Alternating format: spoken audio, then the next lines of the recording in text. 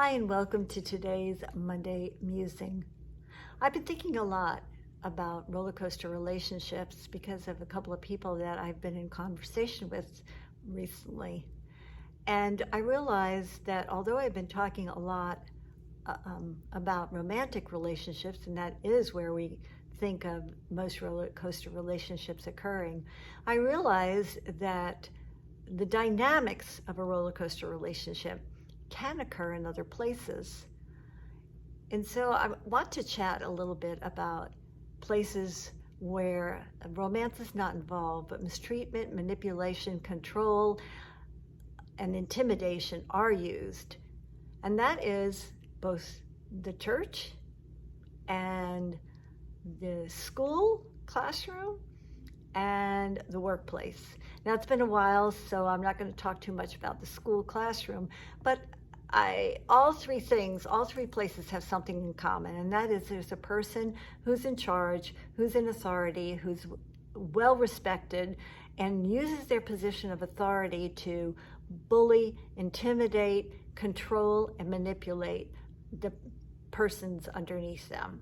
It can happen in a classroom, it can happen in a professional environment, it can happen in the church environment.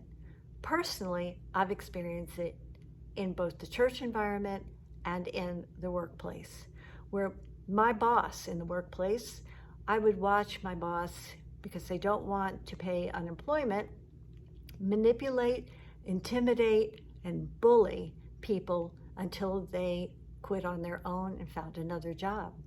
I've heard bosses berate their employees, and the door to their office is open. We're working in an open office space. Everybody in the office hears the harassment, the cussing, swearing, bullying, and that boss seems to get away with it, and the employee leaves the office with their tail between their legs. And I've also seen it in the church.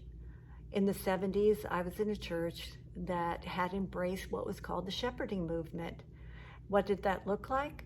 It looked like leadership told the rest of the sheep what it looked like to walk and act like a believer. Now, I'm not talking about good character and morals. I'm talking about who you can date, when you can date, where you can live, what you do with your money, and in some cases, what you can wear.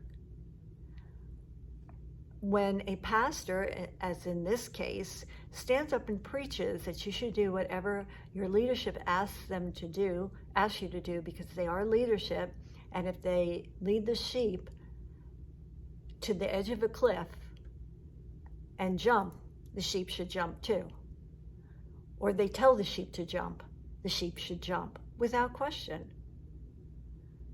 That's not the way God works. God never belittles us. He doesn't condone belittling. God does not deal with us through intimidation or fear. God loves us. He tells us the right way to go. He shows us that there is consequences for our choices, but he doesn't bully us into obedience. He doesn't bully us into doing what he would like us to do. And so I just want to encourage you, if you find yourself in a relationship that is constantly belittling, constantly bullying, constantly intimidating, then you need to establish some healthy boundaries. Doesn't matter whether it's your boss, doesn't matter whether it's the head of your church, doesn't matter who that person is. God does not condone manipulation, control, or intimidation. He wants us to be free. He wants us to be secure. He wants us to choose to walk in the way that is right. We are not puppets in a manipulative relationship with God. He's given us free will, and he wants us to use it. He doesn't require us to love him in the way that a human being can require us to serve them. God loves us so well that he creates in us the desire for us to love him back and to follow his ways. Have a great rest of the day and a great week.